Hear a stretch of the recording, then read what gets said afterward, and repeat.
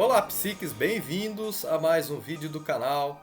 E hoje vamos falar a respeito da psicanálise do herói, começando com o Wolverine. Se você ainda não for inscrito no canal, por favor, se inscreva, deixe sua curtida, faça seus comentários, que isso aí ajuda muito para nós estarmos fazendo conteúdo a respeito de psicanálise. Primeiramente, uma pergunta a ser respondida aí que talvez muitos de vocês se façam, né? Por que diabos ele está falando de Wolverine e o que isso tem a ver com a psicanálise? Bom, se a gente remeter aí os tempos de Freud ele usou muito, né, os mitos, né, inclusive a psicanálise usa muitos mitos para se referir aí a como que se desenvolve o comportamento, como que é feita a estrutura psíquica. E os mitos nada mais são do que histórias, né, poderia ser até contada como histórias em quadrinhos assim da época. E com isso aí ele teve uma base para ele entender o que acontecia, por exemplo, com o complexo de Édipo, depois o complexo de Electra, e passar isso daí de uma forma mais ilustrativa para as pessoas conseguirem entender o que é essa fase aí, essa fase sexual aí que acontece com todos nós. Então, por que Wolverine, né? A minha pergunta aí, Wolverine, um herói, um psicopata? Então nós vamos fazer a psicanálise a respeito do personagem. Falar mais uma vez para vocês, né? Para muitos uma pedra bruta é apenas uma pedra bruta, mas para aqueles que sabem olhar com cuidado, pode-se encontrar preciosidades dentro dela. Então, apesar da história parecer uma pedra bruta, não ter nada a ver com a psicanálise, vocês vão ver que tem bastante conteúdo a respeito disso, assim como a gente acha também nas historinhas, né, da Disney, assim como a gente pode se identificar em novelas. Então tudo tem psicanálise, e é a partir desse olhar aí que a gente vai fazer essa psicanálise do herói. Lá pelos anos de 1880 nasce James Howlett e depois Logan, conhecido também como Wolverine. Ele é filho, né, o segundo filho aí de um casamento de John com Elizabeth. A família é aristocrática lá do Canadá, lá de uma região do Canadá. Presentes na casa lá também tem o avô paterno dele, que é um homem muito rígido, muito bravo, né? E também presentes lá também tem as pessoas que prestam serviços para eles, inclusive o caseiro, que é chamado de Thomas Logan.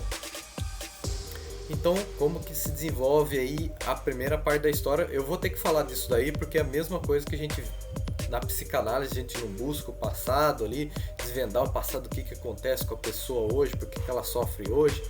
Lá o trauma é enraizado no passado, então por isso a gente vai retomar essa historinha aí do James Howlett Logan.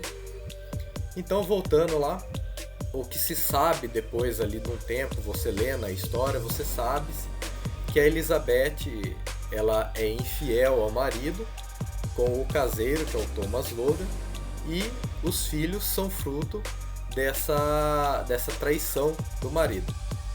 Só que apesar disso, o jovem Logan, que é o jovem James, que é um garoto frágil, tem uma saúde frágil, né? Ele vive adoentado.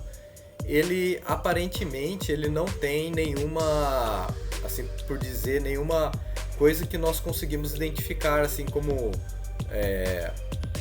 um complexo de Édipo mal sucedido, não, porque ele se vê, né? Ele se espelha no pai que não é o pai biológico dele, ele se espelha nele, né? Ele tem ele como uma figura querida, então você vê que, pelo menos nessas fases aí, aparentemente não se mostrou, né, essa questão aí da figura paterna, né, o conflito com a figura paterna, porque ele tem como pai de criação dele como o verdadeiro pai dele, e ele tem bastante carinho assim pelo pai, e o pai é aparentemente ser uma pessoa bondosa. Já o avô paterno já é um velho muquirana, bravo, arredio. E a mãe, aparentemente, ele não tem nenhuma ligação assim afetiva forte com a mãe. Então vou explicar o porquê disso. O porquê disso. Como eu falei que ele é o segundo filho, o primeiro filho aparentemente morreu, entre aspas, né? E ela é traumatizada, revoltada com isso daí, ela é uma mulher isolada, tal. E vendo o quadrinho, a história lá, você vê que ela tem marcas de garras aqui no corpo. E depois a gente sabe que essas marcas de garras é do primeiro filho lá, ou supostamente que foi morto, o primogênito, né? Supostamente. Então ela tem já essa revolta aí pela perda desse filho. Talvez era o filho que ela mais amava, o filho que ela adorava, e outro filho ela meio que rejeita, talvez por ela não saber se é filho do pai adotivo dele ou do amante dela, né, o Thomas Logan. O desenrolar da história, né? Então tem vários conflitos ali dentro dessa família, assim por dizer, e chega um ponto que o pai adotivo do James, ele chega e expulsa o Thomas Logan. E num excesso de raiva, esse Thomas Logan volta lá e mata o pai adotivo do James, o pai do Wolverine, o pai de criação dele. O pai adotivo é morto pelo pai biológico dele. Nessa revolta, o Wolverine, o James, ele entra num surto psicótico e ele mata o pai biológico dele. E a mãe condena, chama ele de monstro, que não sei o que, e no fim ela acaba se matando também. Mas para que a gente contou tudo isso? Uma, para ver essa questão da identificação dele com a figura do pai adotivo, e ele mata, né, como Édipo, ele mata o pai verdadeiro dele porque ele não sabe que é o pai verdadeiro dele. Então aí você já vê aí até o mito de Édipo aí sendo construído, né? Não tem nada de oráculo, não tem nada disso, mas você vê aí a morte do pai, né? Por Édipo, né? No caso, o Wolverine, desconhecendo que ele é o pai dele. Como acontece nos surtos psicóticos, a pessoa, o Wolverine, ele não se lembra do que aconteceu, né? Ele tem lembranças, ele é atormentado por sonhos, mas ele não se lembra. Vamos lembrar aí na parte da ficção que ele é um mutante. Então ele tanto cura feridas no corpo, como ele cura feridas no trauma. Então se a lembrança causou um trauma, né? Então ele é curado aí, ele é recalcado assim, talvez, não seria... No caso dele seria uma coisa biológica, né? A biologia dele vai lá e recalca muito fortemente esses traumas aí que aconteceram. E ele não se lembra disso, né? Nós acreditamos depois que foi por causa de um projeto do governo que inseriu memórias e bloqueou memórias e ativou outras memórias, que ele é desse jeito, mas na verdade a gente vai descobrir que não é. E por que a figura do Wolverine ela é tão interessante? Ele é um indivíduo que ele sofre muito, né? Você vê ele o tempo todo sofrido, o tempo todo a flor da pele, é um indivíduo extremamente raivoso, assim, é extremamente pavio curto, que a gente chama, né? E você vê também um conflito muito ali do ego com o id dele. O id dele é o desejo dele de matar, de se revoltar contra todas essas pessoas que causaram trauma nele. E por causa disso, o ego dele sofre muito. Porque apesar dele não lembrar as coisas, os sonhos e outras formas, aparecem esse desejo de destruição dele. Mas aí então a gente se questiona, será que ele não é um psicopata? Porque se ele atende esses desejos aí, é muito latente esses desejos, será que ele não tem um traço psicopata, ou ele é um psicopata? Né? Porque na maioria das situações das vezes, quando a sobrevivência dele entra em questão, né, e isso acontece muito frequentemente aí na vida do herói, ele entra nesse transe, ele dá fluido, dá abertura para esse desejo aí de morte, esse desejo de destruição, e ele acaba sendo conhecido justamente por isso, por ele ser um selvagem, por ele ser implacável com os inimigos dele, por ele matar, né? Isso, a gente conhece ele por isso. Mas tem um outro lado aí que vocês talvez desconheçam do herói. E aí eu vou remeter lá pro projeto Arma X. Mas como que a gente sabe assim que ele tem esse recalque ele tem essa barreira, essa questão assim biológica dele de travar os traumas aí, né, de deixar, empurrar os traumas para o inconsciente e ele não se lembrar, ele não conseguir acessar dele ter matado o pai dele, o pai de criação dele, de todas as outras coisas que aconteceu.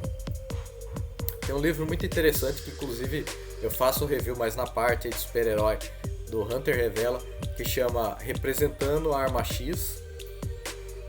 E nesse livro ele começa com o James, com o Wolverine, e ele está em um estado depressivo. Por que ele está no estado depressivo? Porque ele tem medo, né? Daí quando a história não é simplesmente uma história de quadrinho, que é uma coisa rasa, né? Que você...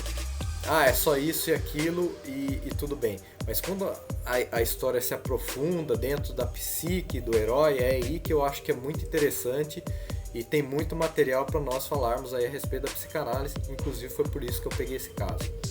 Então, e apesar dele não se lembrar de todas essas coisas que aconteceram, ele tem sonhos de fim de mundo, ele tem sonhos de ele estar enjaulado, dele ser considerado um animal, dele ser rejeitado. Lembra lá da mãe dele lá, né? A rejeição, você é um monstro, né? Então lembra dessas coisas. Então ele não lembra que a mãe dele falou disso, mas ele se sente rejeitado. Ele tem os traumas que aparecem em sonho para ele, a questão de ser chamado de monstro, de animal, a questão de ser enjaulado. Ele lembra disso, o sonho dele lembra, né? Então lembra aí das 5 portas do inconsciente, o sonho é uma delas. Então ele se sente depressivo. Aí a gente vê claramente que ele tem uma fixação na fase oral porque ele fuma demais, ele bebe demais. Mas como ele tem fator de cura, isso daí é muito pequeno, né? Não provoca nada nele. A questão da bebedeira, como que é rapidamente curado, né? Ele nem consegue entrar naquele estado de inércia, aquela questão do álcool, né? Nem consegue alcançar esse tipo de coisa nele. Então, por causa disso, ele já tentou se matar, mas ele viu que ele não morre, né? Nesse estado depressivo dele, da psique doente dele, ele tentou isso, ele vê que ele não consegue se matar e ele se sente cada vez com medo, né? O medo do quê? De descobrirem que ele é um animal. É isso que ele fala, ele tem medo de descobrir que ele é animal, que ele é diferente, que ele não é humano, né? E tudo isso aí acontece na psique dele. E interessante, né? Aí entra um pouco de Jung, como que o universo aí ele trabalha, né? Em cima da psique, né? Em cima dos sonhos e tal. É nesse momento de depressão profunda dele aí, de fuga, porque ele quer fugir, ele tenta se matar no sentido dele querer fugir dessa realidade. Ele é pego pelo projeto Arma X aí, que é o que eu vou falar a seguir. O que foi o projeto Arma X aí é outra questão interessante, porque haviam psicólogos ali envolvidos, pessoas da mente, né, na questão assim de controle da mente envolvidos nesse projeto, e que afinal, né, além de colocar as garras de metal, que esse projeto pretendia transformar o Wolverine, né? Eles queriam dar uma abertura total para essa selvageria, mas eles servindo como se fosse um superego controlando ele. Então eles controlariam as funções dele, mandavam, vai matar tal alvo, vai lá, e ele ia lá e matava tal alvo. Ele ainda estava em treinamento. Mas aí que entra a questão de se o Wolverine é um psicopata, é um psicótico, o que ele é, um neurótico. Dentro desse projeto, como eles conseguiram exagerar, eles conseguiram dar uma abertura para esse id dele, para esses impulsos assassinos dele, ele acaba que desperta desse transe aí que eles tentam colocar, desse superego artificial que eles tentam colocar, ele se liberta disso e ele mata geral, né? Geral assim, com algumas exceções. No caso, uma das cientistas que estava lá presente, ela não foi morta. Por quê? Porque por mais que o id dele, ele perdeu toda a barreira de recalque dele, ele ainda tinha um resquício de superego que impedia ele, por exemplo, de assassinar mulheres, né? Um resquício de moral ali que impedia ele de assassinar esse cientista, porque talvez ele já pensasse que ela não estava lá, talvez nos momentos que ele estava inconsciente eles estavam trabalhando na mente dele, ele ouvia ela falando que ela sentia pena dele, que o que eles estavam fazendo era uma violação, porque ele era uma pessoa, tal. Então daí você vê que tem uma questão aí de empatia por parte da personagem, mas também tem uma questão que já apareceu diversas outras vezes, dessa questão aí dele ter esse superego presente mesmo nos transes psicóticos, assim, entre aspas, dele, de ele não assassinar mulheres, tal, e assim por diante, que são pessoas boas. Então, quando ele tem uma pessoa boa que ele consegue identificar de alguma maneira, ele não mata quando ele está nesse transe. Então ele não é um assassino que mata geral, né, como a gente pode ver. Então existe resquícios de moral, existem algumas coisas que ainda são seguradas por mais que ele esteja nesse transe. Liberto ele do projeto Arma X, ele corre como um selvagem, né? Ele corre como um selvagem pelas terras lá gélidas lá do norte do Canadá, e no estado de selvageria, né? Ele volta para ele fica permanente aí nesse estado aí de selvageria, até que ele se depara com dois caçadores tentando caçar um cervo, e não sei ao certo se ele estava disputando a presa com esses caçadores, ele chega a atacar esses caçadores. E antes dele cometer o ato de matar o caçador homem ali, a mulher que estava junto com o homem fala não e impede ele de matar, e ele para. Então você vê aí que mesmo ele estando nesse estado de transe, esse estado aí psicótico ou semi-psicótico, né, ele ainda tem algumas questões que travam, né, que impedem aí essa pulsão dele.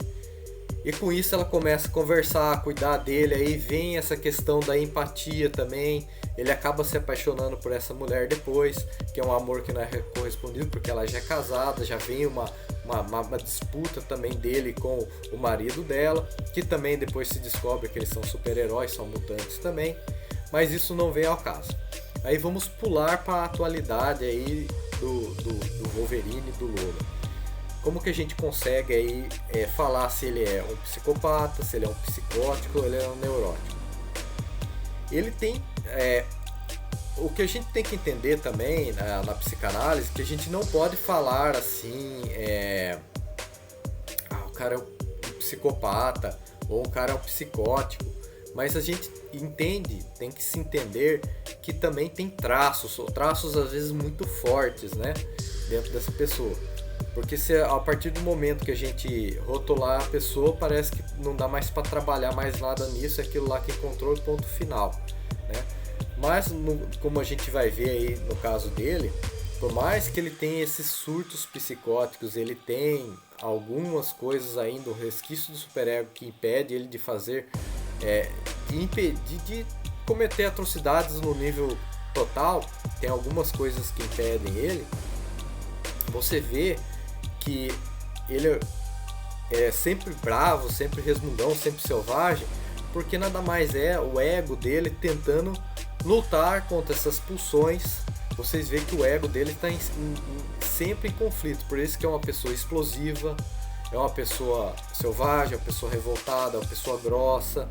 Então nisso daí vocês vão conseguir identificar pessoas assim. Por quê? Porque ela está em grande angústia, ela está em grande pressão, né? No caso dele é o id, esses impulsos assassinos dele, essa vontade de destruir tudo, destrutiva dele, que vive pressionando ali, né, o ego dele para deixar vazar isso, né? Então, mas você vê que a atividade heróica dele é um meio dele extravasar essa selvageria, esses instintos destrutivos que ele tem. Claro, tendo tendo uma equipe para estar sempre ajudando ele, né? Tá sempre, e muitas vezes ele mesmo, né? Ele mesmo servindo ali de superego dele para ajudar, né? Para conter esse id muito forte dele, essa questão muito latente na personalidade dele, no ser dele e na estruturação dele, como forma a gente vê. Mas eu acho que é aí que muito me encanta esse personagem. Por quê? Porque apesar desses impulsos muito fortes que ele tem, é uma pessoa que luta contra isso e muitas vezes sabe sublimar isso a partir do momento que ele pega toda essa energia, talvez destrutiva, e ele vai combater o mal. Ele pega toda essa energia destrutiva e ele tenta salvar as pessoas, né? Essa energia, essa pulsão assim, de ser rápido, de impedir a maldade, né? Então ele usa, né? Ele sublima dessa forma esses impulsos aí selvagens, impulsos até muitas vezes destrutivos. É claro que às vezes ele sai da barreira de recalque, cai e ele entra no surto psicótico, que é tanta pressão no ego dele que entra a questão da sobrevivência e ele entra no surto psicótico. E diferentemente do arqui-inimigo dele, o Dentes de Sabre, que tem as mesmas pulsões, tem coisas muito parecidas, né? O passado, inclusive, dos dois tem muitas similaridades. O Dentes de Sabre já é o psicopata. Por quê? Porque ele pega essas pulsões destrutivas dele e ele dá vazão. Ele não tem o superego, ele não tem nada ele que controla ele. Ele rejeitou, né? Ele é o perverso, ele rejeitou o Édipo, né? Rejeitou o complexo de Édipo. Então daí ele já é o psicopata. Então ele tenta transformar o Wolverine em um psicopata para ser igual a ele, né? A bronca dele com o Wolverine é que o Wolverine consegue se controlar e ele não, né? Talvez ele enxergue o Wolverine com uma figura paterna, opressiva que ele teve, né?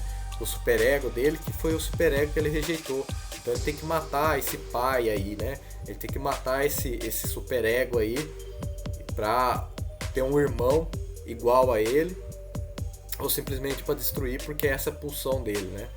Ele já é um psicopata. Então você vê que tem muitas coisas legais aí que a gente consegue encontrar nas histórias. Mas você vê, concluindo essa pergunta inicial, que realmente ele é um herói, né? É um herói ali que batalha todos os dias contra os impulsos destrutivos dele e de certa forma tenta sublimar esses impulsos destrutivos. E é isso aí, pessoal. Eu espero que vocês tenham gostado disso, dessa história aí, desse mito aí que estamos analisando.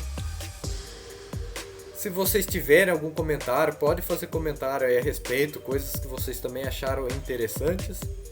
E não deixe de curtir e fazer sua inscrição no canal para mais psicanálise. Um abraço, fui!